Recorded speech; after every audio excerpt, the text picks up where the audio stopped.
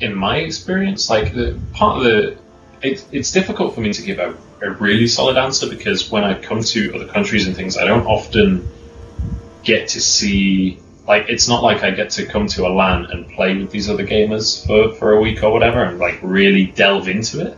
I'm usually kind of when I've been to America and things, it's been at events like E3 where yes, you see the community, but you don't see them really like they would be in their bedroom playing games, kind of thing. And that's a very, very different kind of, you act differently when you're at an event like that, I think. I definitely think in terms of how players are perceived, there are huge differences across the globe. Like if you're a pro player in Korea versus a pro player in the UK, it's like totally different how people, like if I was in the UK and I told people that I was a professional video gamer, people would be like, which I'm not anyway, but people would be very confused, I think, generally speaking, unless you were down in London or something. But in Korea, that's like, you're automatically basically a celebrity, I think. Like, I've not been to Korea, but that's the impression that I get. And I think it's becoming more widely accepted, but I think some countries are much more ahead in terms of that being a regular thing. And I think a lot of it is just down to that country's esports infrastructure. Like the UK, I can speak at, like, I've been part of the UK esports scene for years now, and it's come a huge way during that time.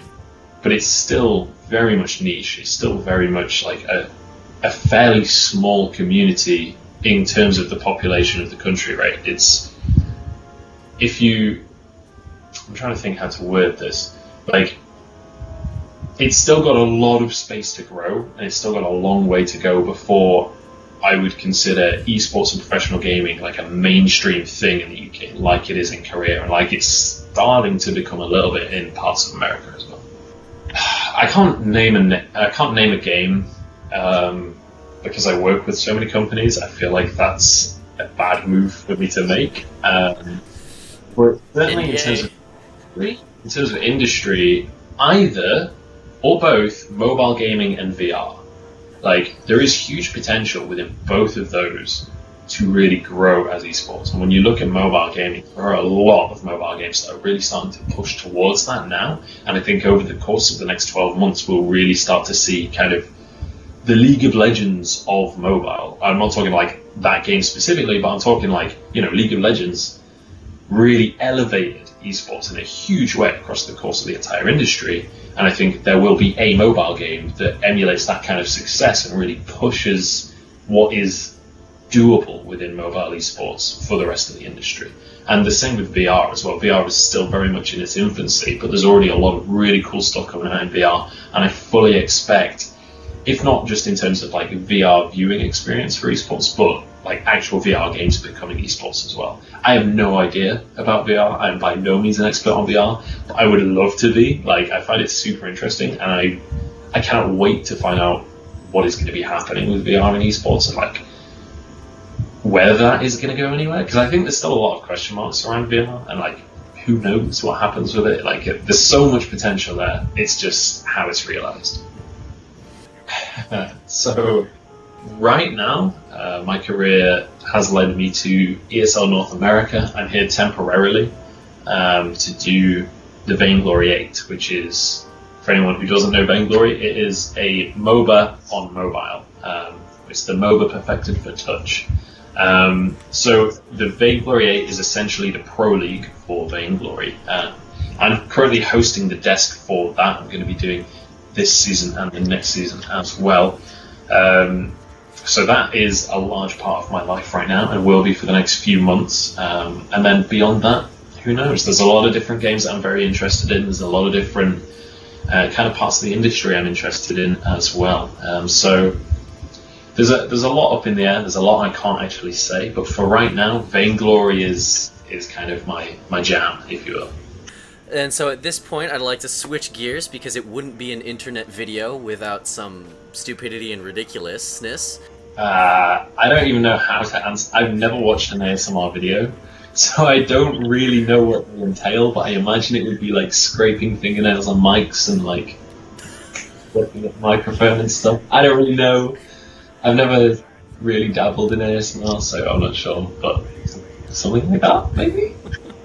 Slurping my drink, like... There you go. Hope that was good for any ASMR viewers out there. Fingers crossed. This next one is actually a series of quick questions, and it's just what is your favorite? What is your favorite video game weapon? Probably Railgun on Quake, because it's OP. Favorite cake flavor? Probably carrot cake.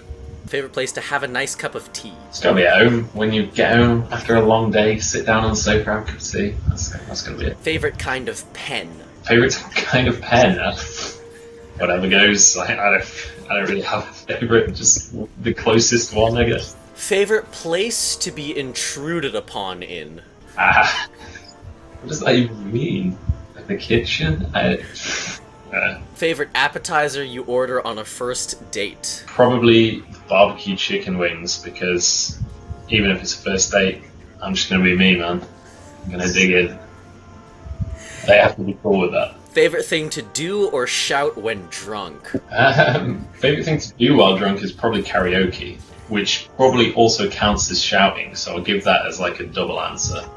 You are tasked with shoutcasting the largest gaming event in the history of mankind, and you need to build a 4-person team, including yourself.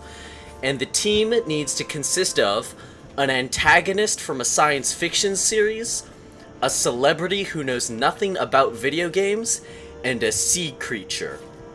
Who do you pick, why do you pick them, and how do you think the event will go? For a sea creature, I'm going to go with the Kraken, because it's the most famous sea creature and it'll bring in the viewers.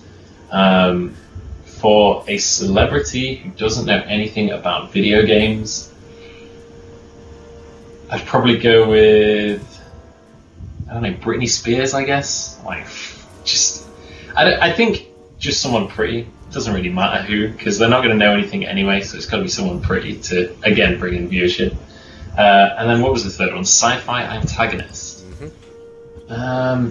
Probably the Prophet from Halo 3, the Prophet of Regret. Because I played him a huge amount during Halo Wars, and I feel like I owe him this at this point. He's been bro to me.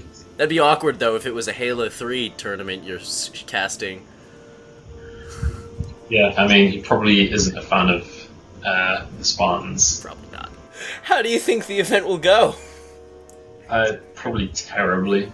But it would be it'll get a lot of viewers. So really not that bad then, I guess, yeah. Theoretically great. It depends whether you're an advertiser or if you're an actual eSports fan, I guess.